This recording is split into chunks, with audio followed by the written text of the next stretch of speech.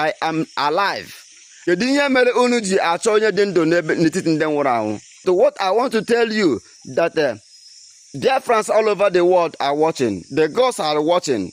But for my head, you cannot see me because I am not in that axis you are looking for me. Stay on notice that after the exposition, deka mbachara nde arondizogo politicians now over meeting Hammer Nisi and Jamaica and Nisi Biafra Liberation Army.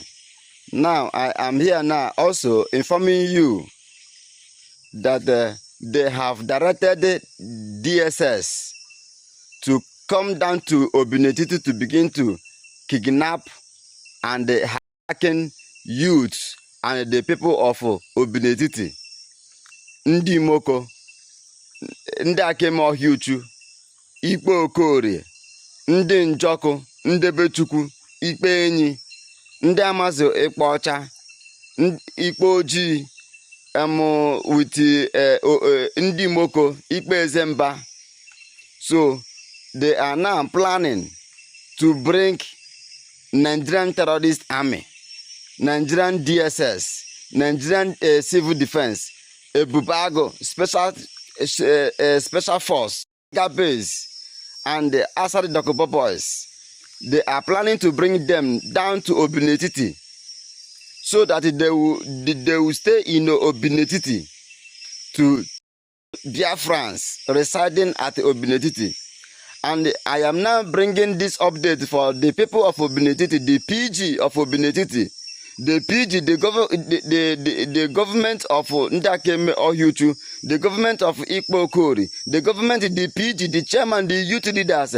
I am now mandating you that you should be security conscious because they thought that Jamaica is in this axis, but they don't know that Jamaica is an angel, and Jamaica is not in those axes, and they want to come in the name of they are looking for Jamaica and his and the Biafra Liberation Army, so that they will begin to kidnap and carry around this Zog youth, and whosoever are around this Zog youth they catch now, hata again no Ebubago, hata again no Onyo Mama, hata again no agent of informant of Jamaica.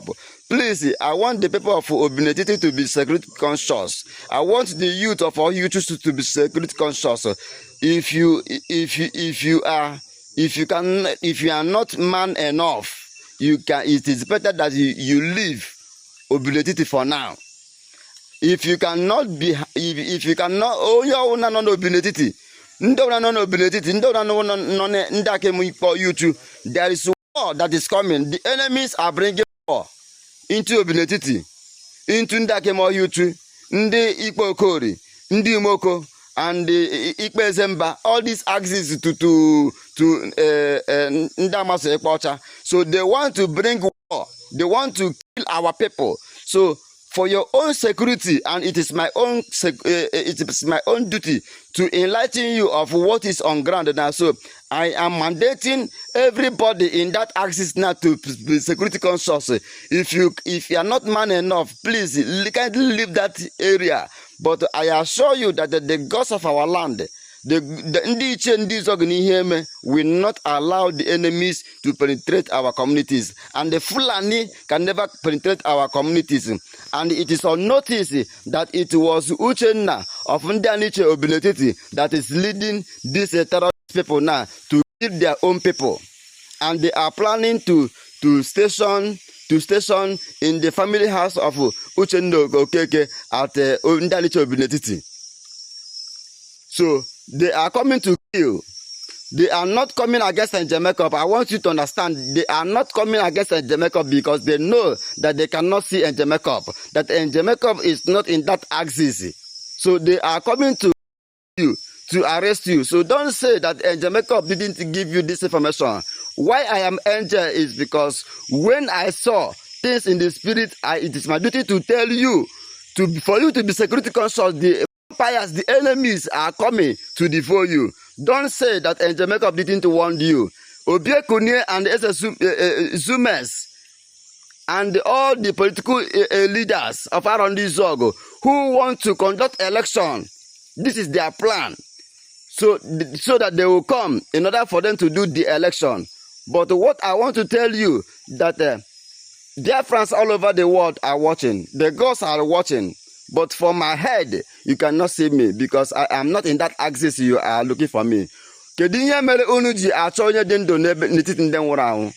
am alive. And ebe unu na-aga eme ife in the land of the dead. Uche unu there. Be security conscious, my people.